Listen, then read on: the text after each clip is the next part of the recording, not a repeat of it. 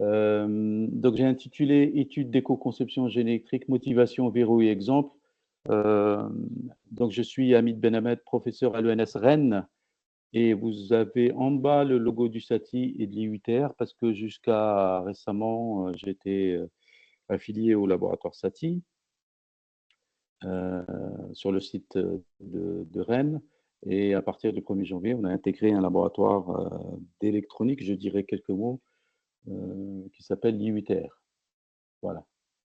Je vais je me suis dit, ça serait bien que vous sachiez qu'est-ce qu'on y fait un peu dans l'équipe. Alors, l'équipe s'appelle Science. Science veut dire système énergétique et transducteur électrique soutenable.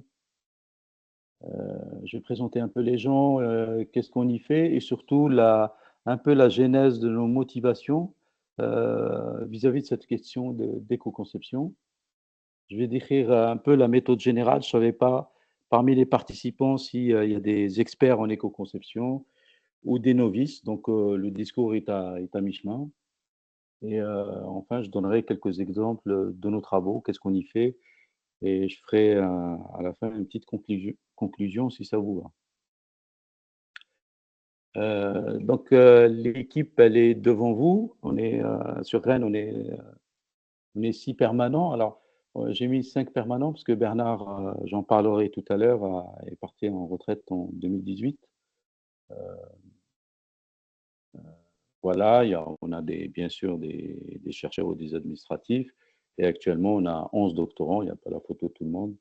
On a 11 doctorants dont on va dire le tiers à peu près est en lien direct ou indirect avec la question d'éco-conception. Au fait, qu'est-ce qu'on y fait? Si je devais résumer en une seule slide dans l'équipe euh, depuis qu'on est installé à Rennes, donc il y a plus de 25 ans déjà, euh, on essaie de répondre, comme beaucoup de laboratoires de la discipline, à la question qui nous taraude tous les jours, qui est comment convertir, utiliser l'énergie, plutôt électrique, mais pas seulement, de manière efficiente. Et souvent, cette question-là, on essaie d'y répondre on la transforme en un problème mathématique, de dimensionnement, voire de conception et de contrôle. C'est ce qu'on appelle, ce que vous voyez en bas, le couplage dimensionnement-contrôle ou gestion, ce qu'on appelle les problèmes de co-optimisation. L'algorithme standard, on a des process, on a des données, on a des modèles, on calcule les performances et puis on tourne pour trouver une solution optimisée. La difficulté, comme vous le savez, c'est souvent des problèmes difficiles parce que non convexes, non linéaires, sous contrainte. Et puis, quand on prend des problèmes du type réseau d'énergie, ben là, on a des questions de grande dimension et d'évaluation CPU. Le coût CPU est important. Donc, il faut trouver des approches de métamodélisation et autres. Alors, une fois que j'ai dit ça, ben, j'ai à peu près tout dit, mais pas seulement, parce que dès les années 2000, avec Bernard, parce qu'on n'était que 2 permanents à cette époque-là, on s'est posé la question de la définition d'efficience. Est-ce que c'est simplement un rendement? Est-ce que c'est ce qu'on peut appeler l'efficacité d'usage? Donc, on s'est posé cette question. Et surtout, je fais la psychanalyse de l'équipe. Quand on étudie les systèmes à énergie renouvelable, la question du rendement, elle est subtile parce que le combustible n'est pas une matière épuisable, si j'ose dire. Et donc, la question de rendement d'efficacité se pose autrement. Et donc, on s'est dit, bah, la question, il faut la poser autrement, en termes d'efficience. Il faut la poser avec d'autres métriques. En particulier, on a longtemps travaillé sur l'énergie grise primaire liée à l'usage, au recyclage et à la fabrication, ou en termes d'impact CO2 et autres impacts. Donc, elle est venue vraiment par les systèmes énergie renouvelable. La question du vieillissement versus efficacité versus capacité est vite arrivée également via la problématique du stockage. Alors, si je prends, juste pour vous illustrer un peu le propos, si je prends un système énergie renouvelable, vous voyez ici, vous avez des panneaux solaires, des convertisseurs, un système de stockage et puis des profils de consommation. On testait le pilotage de la charge à cette époque-là. chose qui n'existait pas vraiment. Et c'était pour regarder l'influence du profil de consommation vis-à-vis du dimensionnement du système. Ben, on trouve ce type de graphique. Ici, vous avez en ordonnée le coût économique et en abscisse, vous avez la non-fourniture d'énergie aux consommateurs en fonction du délestage. On pilotait le délestage pour les différents profils que vous voyez ici, des profils, le rouge c'est un profil solaire, et la personne ne consomme que quand il fait beau, hein, grosso modo. Et puis les profils, le profil bleu, c'est le profil vous et moi, typique. Et puis le vert est un profil bizarre qui est un profil constant. Très bien. Et si on regarde la pertinence de ce système vis-à-vis d'une connexion réseau, toute bête, vis-à-vis d'une énergie réseau, EDF pour être simple, ben, on trouve cette droite qui est un peu légèrement inclinée parce qu'on déleste, hein, c'est pour ça, elle est beaucoup plus basse. Conclusion, tous les systèmes énergie renouvelables sont mis à défaut économiquement. Il est impossible de rentabiliser une installation énergie renouvelable. Maintenant, si on change de point de vue, on ne prend pas l'économique, mais on prend l'énergie grise primaire sur cycle de vie, ce qu'on a appelé le GER, ben, vous voyez que c'est à peu près la même chose pour les autres, mais par contre, pour une connexion réseau, elle se trouve beaucoup plus haut. Parce que là, bien sûr, on prend l'énergie primaire liée au transport, aux pertes dans les réseaux et au rendement des centrales. Ben, finalement, vous voyez que d'un côté à gauche, sur une vision purement économique, les énergies renouvelables ne présentent aucun intérêt. D'un point de vue, d'ailleurs, si on devait refaire les calculs aujourd'hui, je pense que ce serait peut-être mieux pour les énergies renouvelables. Hein. Les coûts se sont beaucoup réduits. Cela étant, quand on reprend les mêmes choses, la même problématique, mais en la regardant vis-à-vis des impacts environnementaux sur cycle de vie, ben, les conclusions sont totalement autres. C'est simplement, bien sûr, c'est un exemple très simple, mais on a pris conscience que, ben, au fait, les approches économiques qu'on utilisait ou que la communauté utilisait jusque-là, qui est des approches importantes, bien sûr, hein, puisque c'est lié aux investissements, ben, introduisaient un biais très, très important et sans doute une vision très restrictive des choses. Ce qui fait qu'on s'est dit quelles sont les métriques qui sont moins opportunistes au sens économique du terme. Et donc, c'est de là qu'on a glissé vers ces approches, l'approche cycle de vie et les impacts environnementaux. Alors, donc, c'est une petite genèse. Hein. On a, dès 2005-2006, vous voyez, on a déjà commencé par faire une formation en éco-conception pour nos élèves de première année. On a créé une journée normalienne du développement durable. Je crois que dans toutes les écoles et universités aujourd'hui, il y a des journées de sensibilisation. On s'est heurté à la question, comme tout le monde, jusqu'à aujourd'hui, à la nécessité de disposer de données. C'est pour ça qu'on a tenté très tôt de se rapprocher avec des industriels. Ce n'était pas un franc succès, je vous l'avoue. On y reviendra sans doute après. Et puis, on a fait pas mal d'études d'éco-optimisation. Je définirai ce que c'est, de composants, de systèmes. Je donnerai quelques exemples, transformateurs, machines, réseaux, etc. Et puis, petit à petit, on a glissé vers des vraies approches d'éco-conception avec des travaux liés à des collaborations, notamment avec Mitsubishi ou l'IFP, l'IFPEN ou SKF. Je donnerai quelques exemples tout à l'heure. Alors, quel est le bon cas d'étude? Pour se faire la main, il fallait un cas d'étude euh, pour dire quelle est la pertinence d'une approche sur cycle de vie. Là, je mentionne un travail très intéressant fait par le L2EP à Lille. C'était une cifre Alstom SNCF qui était de l'éco-optimisation. Hein, on n'était pas dans l'éco-conception, voire l'éco-qualification de matériel roulant SNCF. Et donc le doctorant a fait beaucoup, bon, il s'est heurté aux bases de données, donc il a fait un travail considérable de recherche de données, malheureusement pas en open source.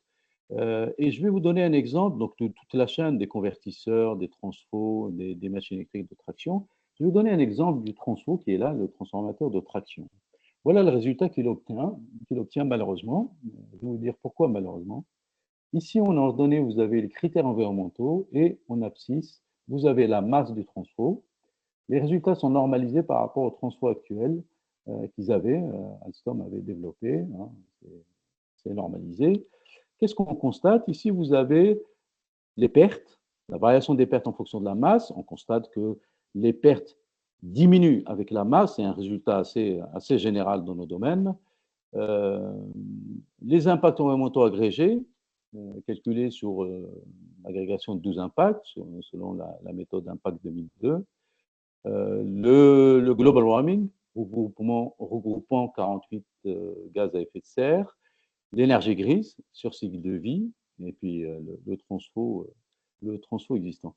Au fait, on s'est dit, quand on regarde ces résultats, on s'aperçoit que tous les impacts environnementaux sont confondus. Alors pourquoi sont confondus? Parce que pour la simple raison que le cas d'étude qui a été considéré ici, c'est que l'usage est infiniment prépondérant. L'usage représentait plus de 90%, voire même 95% des impacts environnementaux.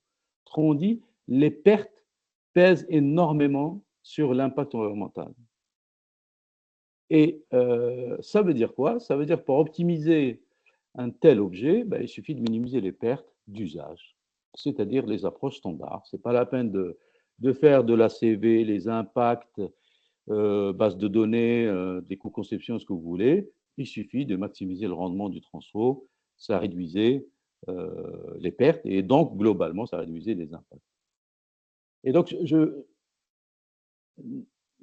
doctorant était déçu, mais ça ne justifiait pas à cette époque-là euh, tout le travail qu'il a fait de récolte de données. Parce que pourquoi? Parce que simplement, le cas d'étude ne mettait pas en lumière l'intérêt d'une approche ACV. Je ne parle pas de circularité là-dedans, parce qu'elle est pas pertinente, elle n'est pas traitée ici. Mais en tout cas, sur une approche de dimensionnement sur cycle de vie en considérant les impacts, elle n'était pas indispensable, il suffisait d'avoir une approche perte. Alors, je vais vous donner un autre exemple, plutôt un contre-exemple, justement, d'un transformateur domotique qu'on a considéré. Donc, c'est un petit transfo, hein, peu importe, on a fait son éco-optimisation. Ici, en ordonnée, vous avez l'énergie grise sur cycle de vie, fabrication, recyclage, perte. Et en abscisse, vous avez la masse du transfo, la masse totale du transformateur. Alors, il y a beaucoup de courbes, mais je vais très vite vous expliquer les différentes courbes. Ici, ce que vous avez sous forme de droite rouge représente l'énergie grise liée à la fabrication du transformateur. C'est une fonction linéaire de la masse, c'est naturel. Et puis, vous avez sous forme de cercle les pertes, mais comptabilisées en énergie primaire sur cycle de vie. Donc, c'est une hyperbole. Hein. Plus la masse est élevée, plus les pertes sont réduites. Ben, c'est normal, c'est une hyperbole. Dans une approche donc cycle de vie, on prend à la fois les pertes et à la fois tout ce qui est fabrication, recyclage. Donc, c'est la somme des deux. Ben, on trouve la courbe qui est ici, où vous avez donc l'énergie grise sur cycle de vie en fonction de la masse. On voit bien que sur la partie bleue, ici, c'est ce qu'on pourrait appeler le front de Pareto, parce que les autres, c'est des solutions dominées. Donc, on voit que on obtient un minimum d'énergie grise sur cycle de vie qui correspond à ce point-là, à une masse de 20 kg. Et cette masse-là ne correspond pas, bien évidemment, ni à la minimisation des pertes, donc maximiser le rendement, ni à la minimisation de la masse, donc minimisation du coût d'investissement. Mais un compromis entre les deux, ça fait apparaître un compromis. Alors, j'attire votre attention sur un fait que peut-être on verra tout à l'heure, c'est que pour calculer les pertes, on a dû considérer un cycle ici. C'est un cycle très simple, 5 heures de fonctionnement équivalent pleine puissance par jour pendant 7 ans. Si j'augmente la durée de fonctionnement pour avoir un fonctionnement beaucoup plus intensif, qu'est-ce qui se passe? Cette hyperbole va monter vers le haut, puisque c'est une intégrale des pertes, hein, c'est une énergie. Et donc, je disais, si on a un fonctionnement très intensif, ben, des approches standards, maximiser le rendement, suffisent, Par contre, si on a des fonctionnements en cyclage, là, avec des durées de repos, des variations de puissance, là, les approches sur cycle de vie, impacts environnementaux sont intéressantes. Alors, à ces travaux d'ailleurs, il y a eu tout de suite après une thèse que vous pouvez, enfin, il y a des articles qui sont disponibles, la thèse de Cédric Jaouen. On a étendu cette approche-là au réseau DC domestique intégrant les convertisseurs statiques à cette époque-là. La thèse a été soutenue en 2012. Un deuxième exemple très parlant, qui est le moteur domotique. C'est un travail qu'on a réalisé avec son fils. Alors, pourquoi son fils? Parce que c'est à cette époque-là le seul industriel qui a bien voulu nous fournir les données techniques de consommation d'usine, parce qu'ils fabriquaient les objets eux-mêmes. Les objets, c'est les volets roulants que vous voyez ici. Et ils voulaient bien communiquer sur leurs données. Alors, pour commencer, tout le monde connaît les volets roulants, hein, je pense. Les volets roulants, si vous regardez le rendement d'un moteur asynchrone à volet roulant, c'est 13%. C'est-à-dire, c'est une insulte pour un électrotechnicien digne de ce nom, hein. Et d'ailleurs, la première fois qu'on a pris contact avec eux, ils nous ont donné des chiffres, on a mesuré même les rendements, et la première chose, on leur a dit, on les a engueulés, hein, grosso modo, disons, c'est pas normal, 13% de rendement. Bien sûr, pour eux, c'est pas eux qui payent les pertes, hein, c'est l'utilisateur. Mais cela dit, au sens intellectuel, c'est pas très convenable. Alors, le calcul de l'optimisation de cet exemple simple est un peu compliqué parce que c'est des fonctionnements intermittents adiabatiques, donc il fallait des modèles thermiques. Donc, le moteur lève le volet et puis le redescend. C'est des fonctionnements assez brefs, hein, 50 secondes. Donc, il fallait des modèles thermiques. Alors, difficulté, c'est des moteurs monophasés, donc il fallait faire un petit travail de modélisation électromagnétique. Et l'industriel, ce qui l'intéressait, c'est réduire les coûts d'investissement. Grosso modo, les coûts de fabrication. Les coûts de fabrication de dispositifs de très grande série, quelques millions d'unités par an, c'est exactement, quasi exactement, le coût de matière première, puisque les chaînes de fabrication sont largement rentabilisées. C'est le propre des objets de très grande série.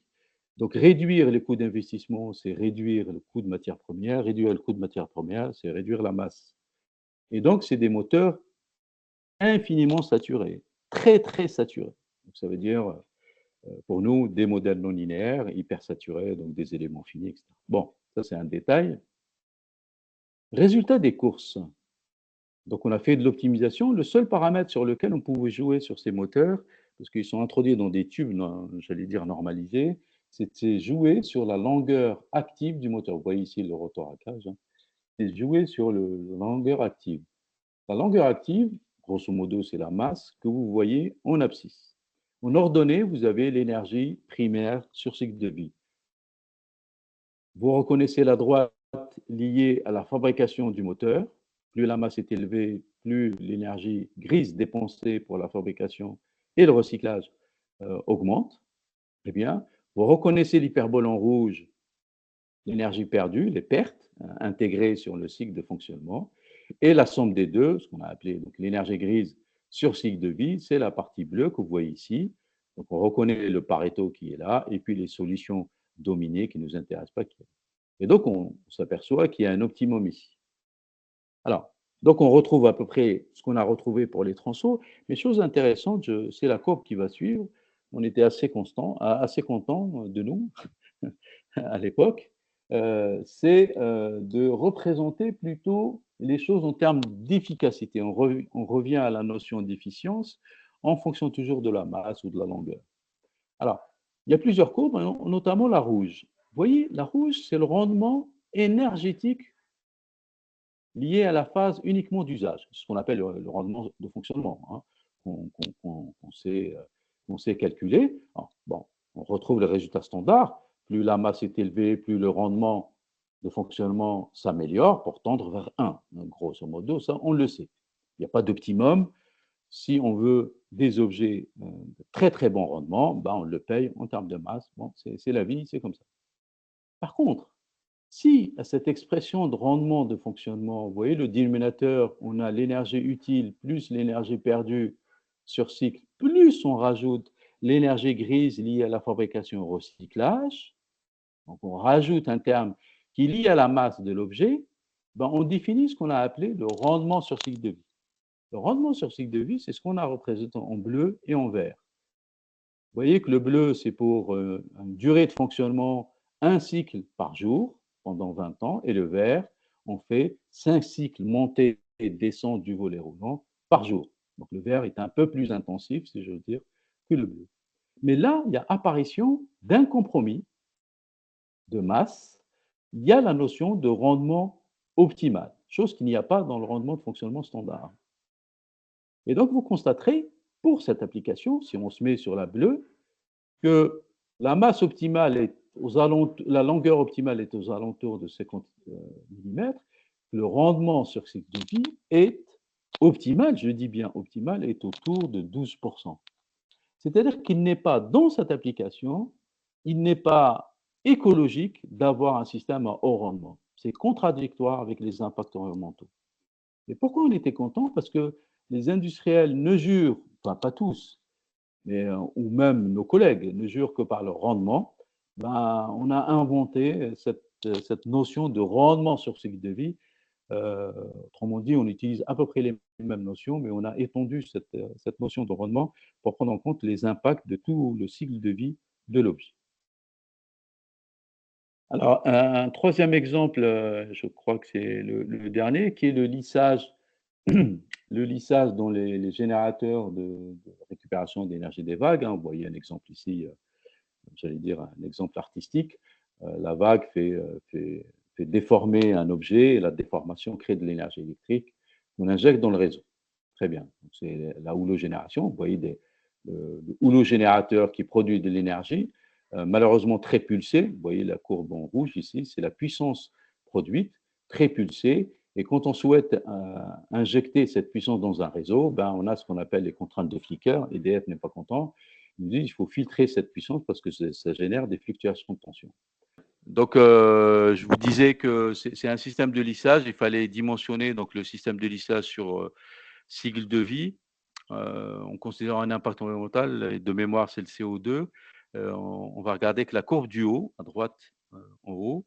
Ici, en abscisse, vous avez la capacité de lissage, et puis on leur donnait l'impact. En bleu, vous avez l'impact lié à la fabrication. En jaune, les pertes. Donc oui, l'impact lié à la fabrication, plus la capacité est élevée, plus l'impact est élevé. En jaune, vous avez les pertes. Plus la capacité est élevée, c'est souvent le cas d'ailleurs dans les systèmes énergétiques, plus la capacité est élevée, plus les pertes sont faibles.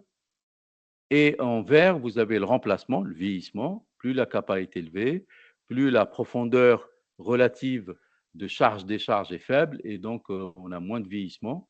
On change moins de fois de kappa, et ce qui fait que le coût ou l'impact environnemental lié au remplacement est faible.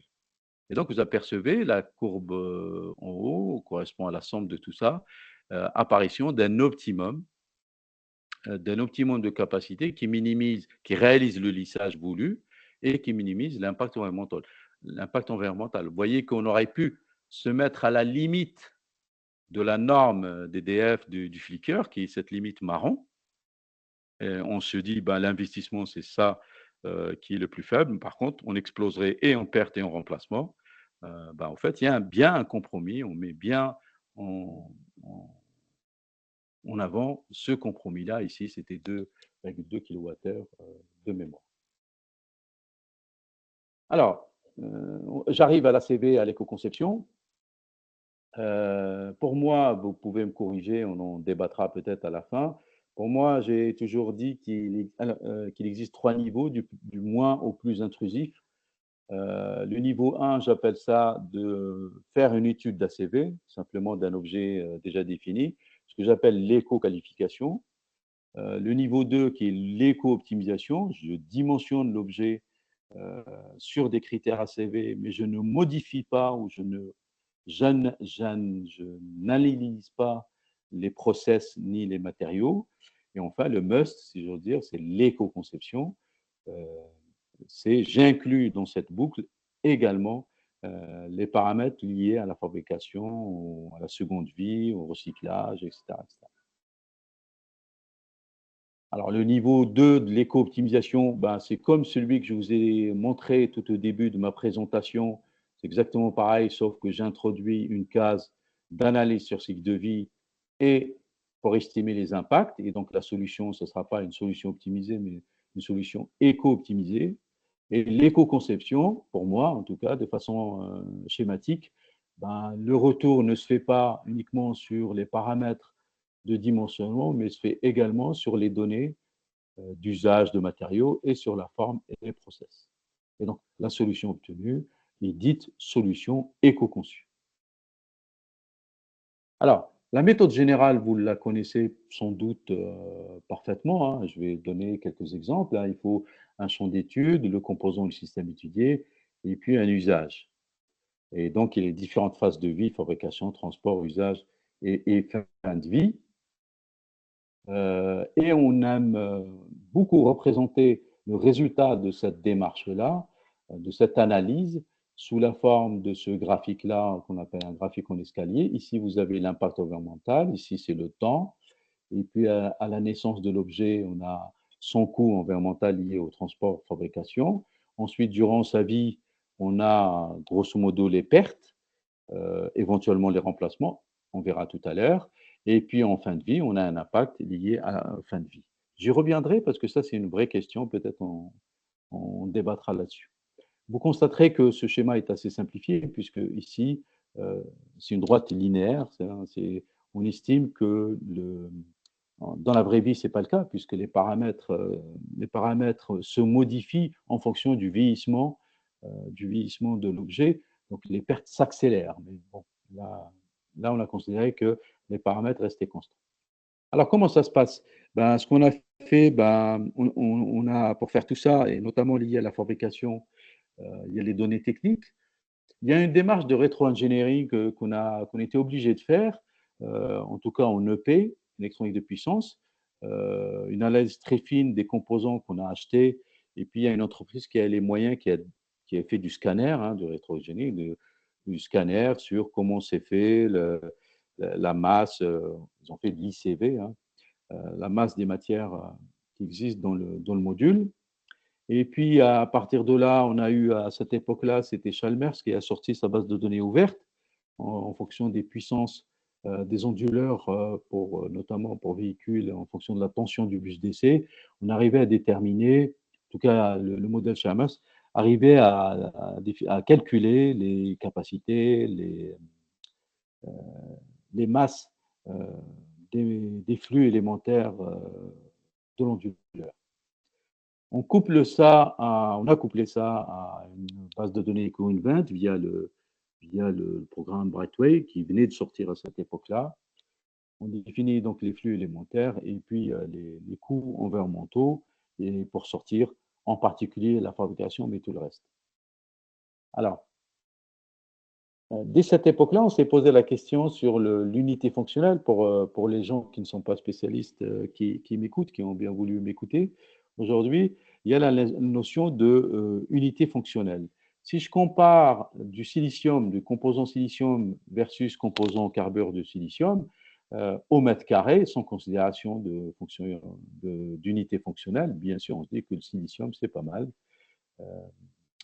puisqu'il a l'équivalent CO2 au mètre carré beaucoup plus faible que le carbure de silicium. Maintenant, si on compare par rapport à une même unité fonctionnelle, ici c'est 75 ampères, 1200 volts, ben, la comparaison est tout autre, puisque le silicium a un impact plus élevé, donc 26,4 kg CO2, par rapport au carbure de silicium, qui est de moitié finalement, 11 kg. Donc les conclusions sont totalement différentes. Et c'est ça qu'il faut faire, c'est comparer la même unité fonctionnelle. Le choix de l'unité fonctionnelle est très, très important. Alors, il y a aussi le critère, compte tenu de notre utilisation des résultats d'ACV ou d'éco-conception. C'est un article très intéressant. J'ai donné ici les références. Et l'article comparait sur cycle de vie les impacts de deux onduleurs triphasés. Un triphasé, j'allais dire, euh, carbure de silicium à 3 niveaux, et puis le deuxième, tout silicium à 7 niveaux. Vous avez les schémas ici. Et la comparaison, si on prend simplement le critère CO2, ben on constate que le carbure de silicium est pas mal, c'est ce qu'on a vu tout à l'heure. Il a un impact moindre qu'une configuration tout silicium. Très bien, on est content. Mais si on étend les critères en disant il n'y a pas que le CO2 dans la vie, mais il y a d'autres choses aussi. Donc on retrouve, vous voyez, on retrouve le silicium qui est ici, et en bleu, on retrouve le carbure de silicium. Ben, effectivement, le silicium n'est pas bon en termes de CO2, pour l'exemple qu'ils ont traité. Par contre, euh, ben, pour les autres impacts, ben, il est meilleur.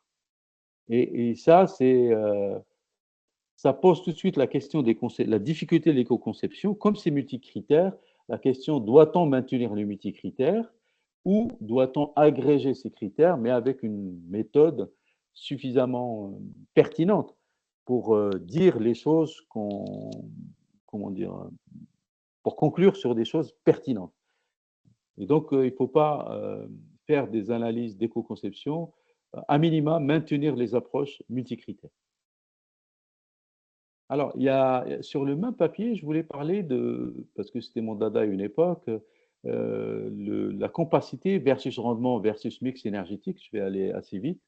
Euh, Ce graphique représente le rendement standard, hein, pas le rendement sur cycle de vie, le rendement standard en fonction de la densité de puissance du convertisseur, un convertisseur triphasé standard.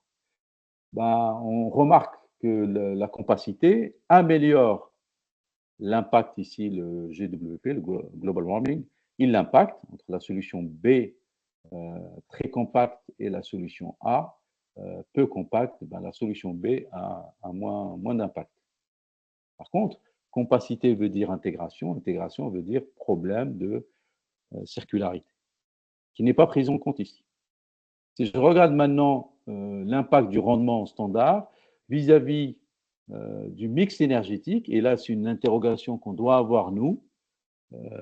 Aujourd'hui, les mix énergétiques mondiaux, on est aux alentours, alors ça varie entre 90 et on va dire 120 grammes CO2 au kilowattheure électrique produit.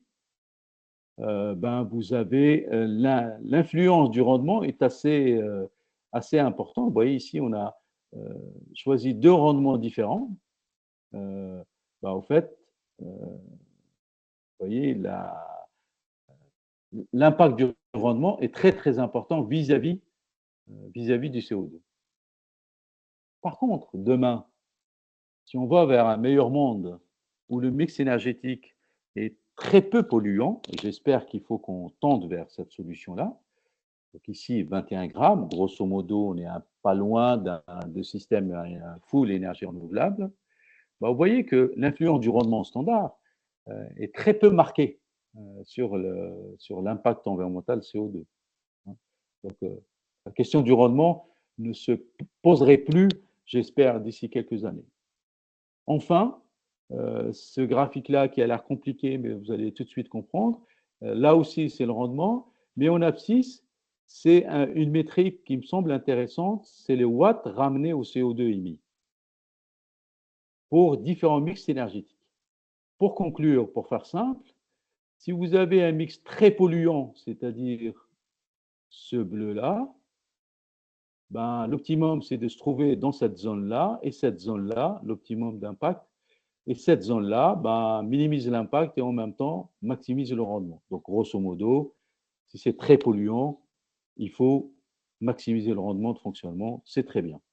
Par contre, si vous avez un mix très peu polluant, 11 grammes CO2, c'est cette courbe-là, il faut s'y situer par là, c'est ça qui permet de polluer le moins possible, si j'ose dire, ben, c'est une solution qui ne permet pas de maximiser le rendement. Le rendement, ce n'est pas un critère fondamental.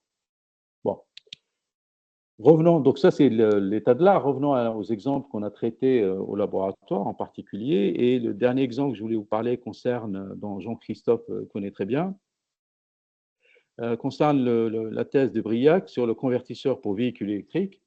Euh, et donc on voulait faire de l'éco de la CV, puis de l'éco-optimisation de ce convertisseur-là, avec une question de modularité dont je vais revenir tout à l'heure. Donc on a considéré un onduleur avec un cycle de fonctionnement WLTP que vous reconnaissez, hein, et donné de problème avec donc un cycle de fonctionnement WLTP 666 heures par an avec l'onduleur permet d'alimenter une machine à rotor bobiné, 59 kW, 4 paires de pôles, plus les données que vous voyez ici. Donc on a réalisé une ACV assez fine de cet onduleur-là, et on obtient le résultat sur les 16 impacts que vous voyez en dessous. Et quand on regarde ce graphique, on voit du bleu, du marron, du vert et du rose, pour faire simple, un peu partout. Le bleu, c'est l'impact du module de puissance. Le rose, c'est le bus bar. Le marron, c'est la capa du bus d'essai. Et le vert, c'est le boîtier. Hein, vous voyez le boîtier qui représente la masse principale d'ailleurs. Donc du coup, ben, finalement, le module de puissance pèse, on va dire, il est au niveau 2 en termes d'impact environnemental. Donc on s'est intéressé au module de puissance, pour rentrer dans le détail, et ce module de puissance qui est ici, 750 volts, IGBT 750 volts, 820 ampères, voilà les impacts, les 16, on retrouve les 16 et on voit grosso modo du bleu et du marron.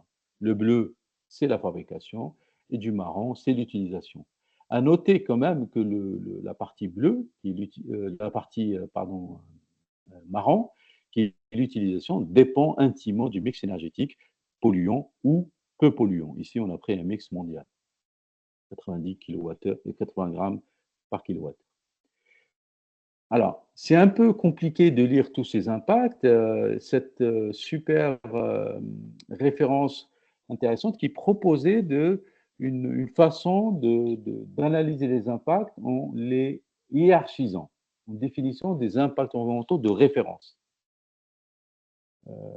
Et quand on fait ça pour l'onduleur, on s'aperçoit qu'il y a globalement 3 impacts qui sont dominants, sont les ressources minérales et métaux, ce qu'on appelle le MRD, l'eutrophisation d'eau douce, qu'on appelle le FE, et puis la toxicité humaine, l'impact HT.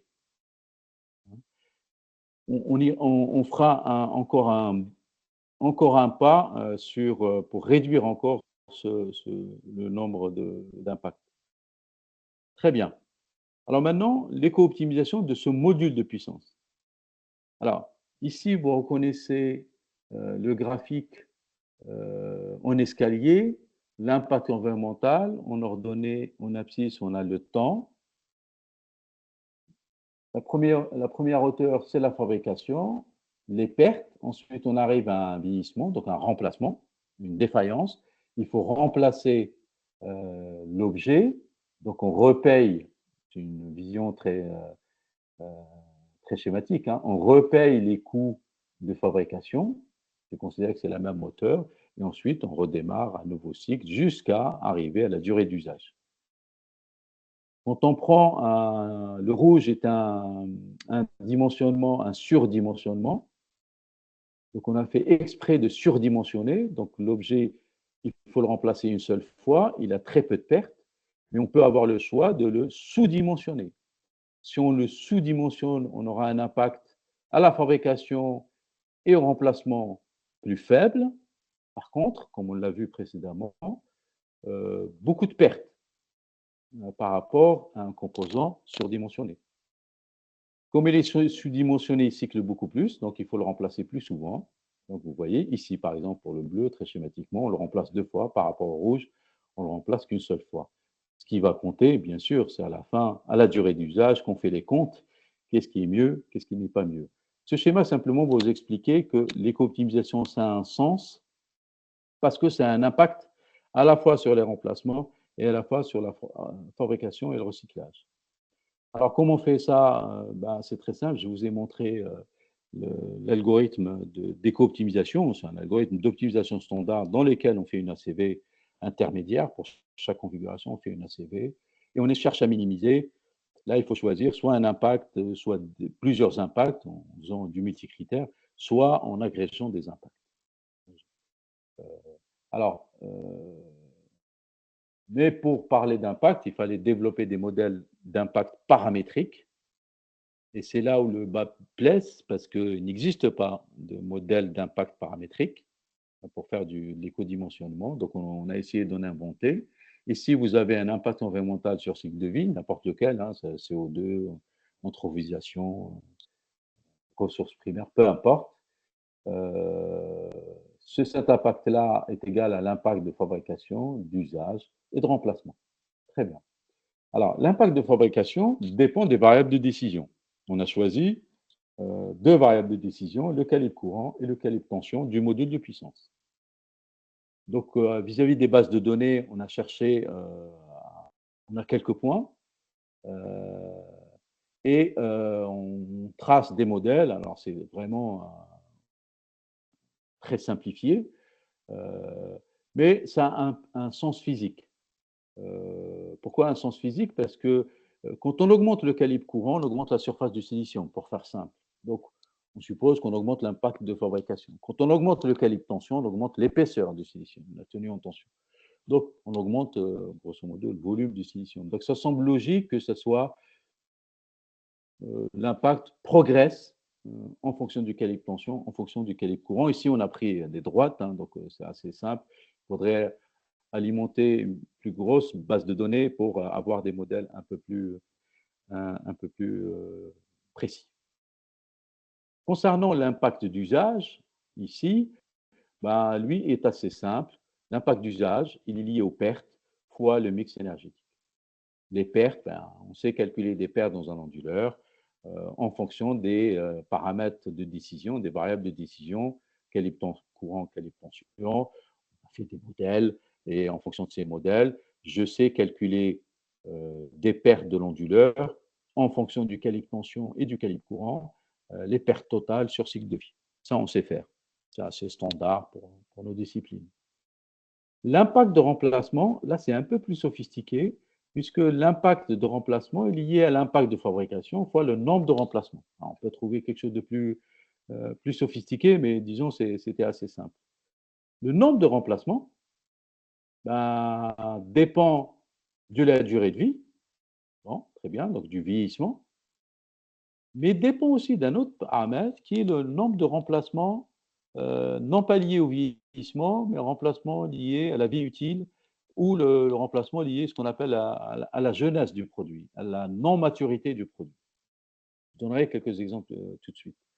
Et donc, pour calculer l'impact de remplacement, il faut calculer le nombre de remplacements. Le nombre de remplacements dépend de la génération de défauts. C'est là où on intervient l'algorithme de génération de défauts qu'on a développé. Donc, je vous ai dit, je calcule donc un onduleur pour véhicule électrique, je calcule les pertes. J'ai un modèle thermique. Ce modèle thermique me donne le cyclage thermique. Le cyclage thermique peut me calculer la défaillance en fin de vie avec des modèles de vieillissement de type Coffin-Manson, par exemple, et un comptage de cycle, un comptage de type Renflow. Très bien.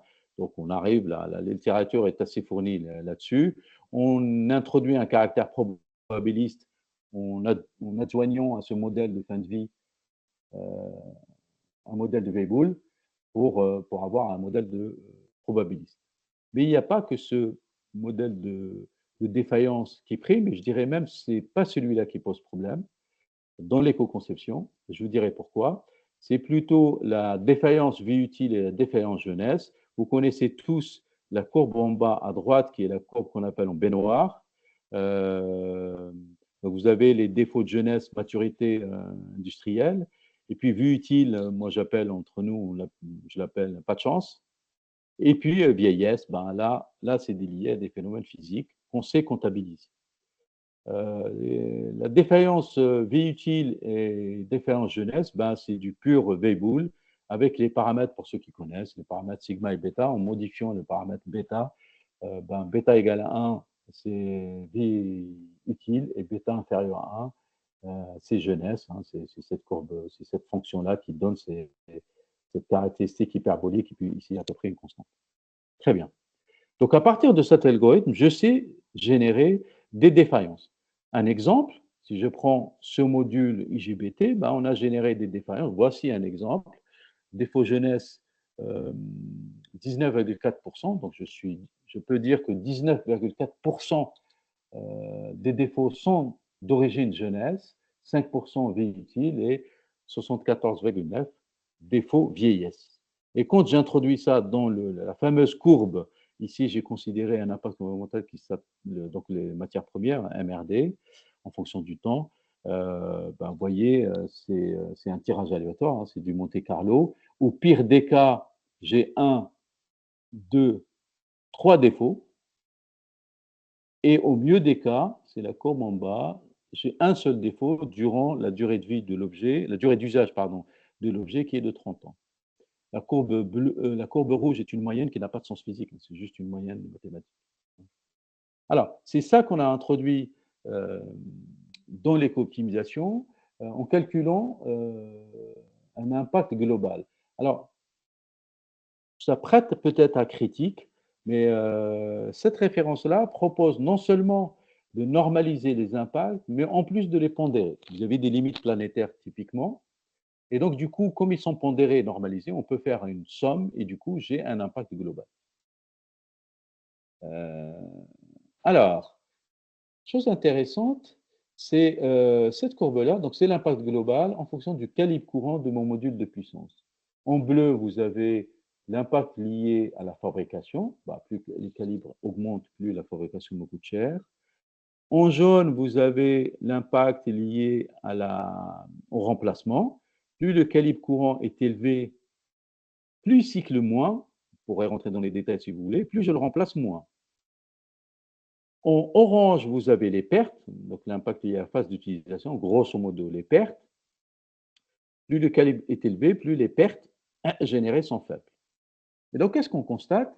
Si on veut trouver, et en noir, c'est la somme de tout ça, si on veut trouver un optimum global sur cycle de vie, en termes d'impact, il vaut mieux choisir cette solution, c'est-à-dire un calibre aux alentours de 1100 ampères. Si j'avais fait une optimisation uniquement sur le rendement, donc sur la phase d'utilisation, je choisirais un calibre de 600 ampères. Vous voyez que l'optimisation sur rendement est différente de l'optimisation sur cycle de vie. Très bien. Pour le calibre tension, alors les choses, c'est étonnant, mais je ne suis pas un pur EP, hein, peut-être Jean-Christophe ou d'autres collègues peuvent m'aider, mais sur le calibre tension, ben, le résultat est assez simple.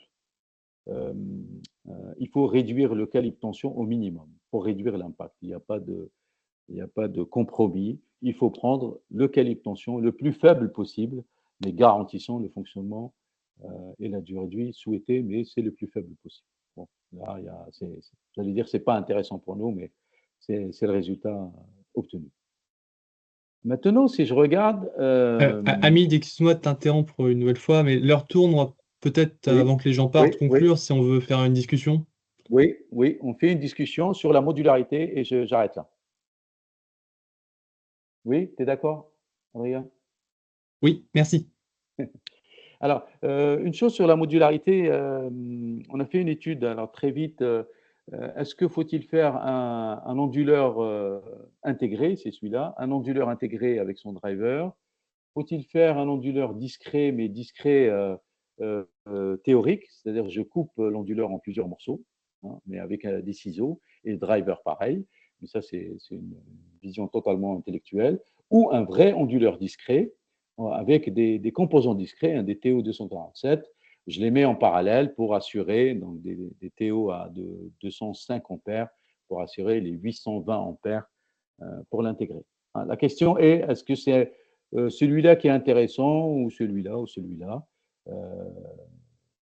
Ben, la question qui va se poser, c'est j'ai une unité de remplacement, S'il est intégré, ben, s'il y a quelque chose qui ne fonctionne pas, il faut que je remplace tout l'onduleur. Par contre, s'il est discret, je ne remplace que la partie défaillante. Encore faut-il que j'ai un diagnostic pour repérer la partie défaillante. Et si j'ai des effets observables de la partie défaillante, ben, je remplace que la partie défaillante. Donc, je réduis les coûts. Les méthodes de diagnostic sont assez simples. Il y a deux méthodes, le DSAT que vous connaissez sans doute, et puis il y a une méthode de TG balancing que Mitsubishi a mis au point, qui est la mesure de la température de jonction. Très bien. Mais ce qui nous intéresse, c'est plutôt les résultats. Voilà le résultat. Je vous le donne tout de suite. C'est celui-là en haut à droite.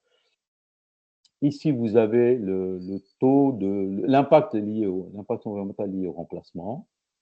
Et le premier paquet, c'est une situation où il n'y a pas de diagnostic du tout.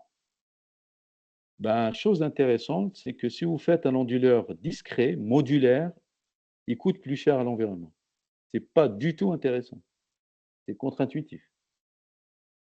Pourquoi? Parce qu'il y a la connectique et il y a plus de connectique, de soudure, etc., qu'un module intégré.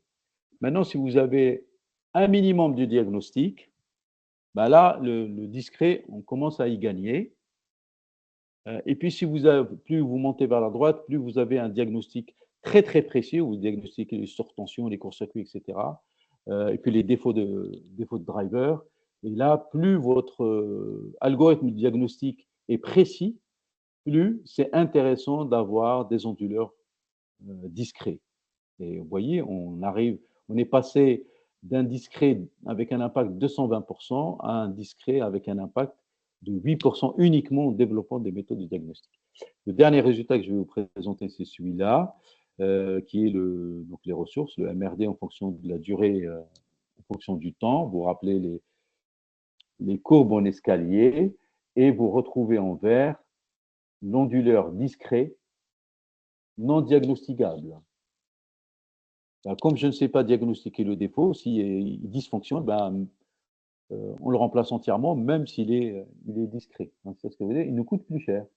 Par contre, s'il est discret et j'ai un algorithme de diagnostic très, très performant, ben, vous voyez, là, on a considéré 3 défauts aléatoires. Ben, au fait, l'impact du remplacement est minimisé, vraiment minimisé, puisque je ne remplace pas l'entièreté du module, mais je remplace uniquement la partie défaillante. Voilà. Donc, c'est ce que je conclus. Modularité, c'est bien. S'il y a diagnostic, s'il n'y a pas de diagnostic, il ne faut surtout pas faire du modulaire, il faut faire de l'intégré. Un mot sur Pelka, mais vous savez déjà, c'était juste pour vous rappeler, puisque les diapos seront diffusés, le lien il y a une version 2 qui est actuellement mise à disposition. Et puis les conclusions, ben, ce n'est pas à vous que je vais apprendre qu'en EP, c'est vraiment moi qui ai fait un peu de machines, de transfo. En EP, c'est vraiment très, très complexe, vous savez, pour l'hétérogénéité des process, des matériaux, etc. Et le manque de base de données, c'est très complexe, mais le GT y travaille. Ce qu'on fait, nous, c'est consolider les bases de données avec toutes les discussions avec les GT, étendre l'approche aux convertisseurs globales, travailler sur la modularité, l'integrabilité et surtout la circularité, développer des modèles ACV paramétriques et des modèles de défaillance. Et j'avoue qu'aujourd'hui, je ne sais pas prendre en compte de façon très pertinente la fin de vie. Est-ce que c'est un impact positif, négatif? Est-ce que c'est de la valorisation? Comment tenir compte de la seconde vie? Je sais qu'il y a dans l'équipe de Jean-Christophe, c'est une réflexion qui a été menée. Il faudrait qu'on essaie d'y travailler. Et puis, très concrètement, pour Muriel, parce que peut-être tu m'as posé déjà la question, des thèses suivantes avec toujours un Mitsubishi, essentiellement sur la circularité et cette question de fin de vie, qui va démarrer en septembre, et une autre l'année suivante, une thèse avec l'IFP sur les chaînes de traction, avec donc une vision cette fois-ci très chaîne, très système de la batterie aux roues, si j'ose dire, pour faire des outils d'éco-conception, et en particulier des modèles de défaillance. SKF également, mais là, c'est lié à leur système de machines ultra rapides.